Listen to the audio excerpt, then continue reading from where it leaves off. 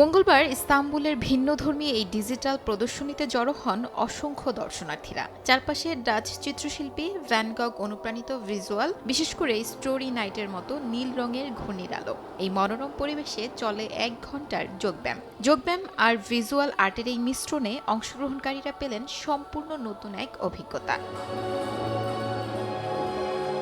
যোগব্যায়াম পর্বে দেখানো হয় ভ্যান গগের শিল্পকর্ম থেকে অনুপ্রাণিত 15 মিনিটের একটি বিশেষ প্রদর্শনী। অংশগ্রহণকারীরা বলছেন, আলো ছায়ার এই খেলা তাদের শরীরে অন্যরকম এক অনুভূতি তৈরি করে।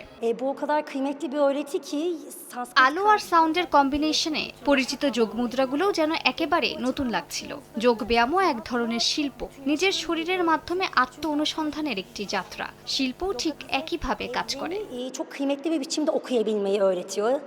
আপনাকেই বলছি, ইন্স্যুরেন্স করলে সিটিতে সুরক্ষা পাবেন নিশ্চিত।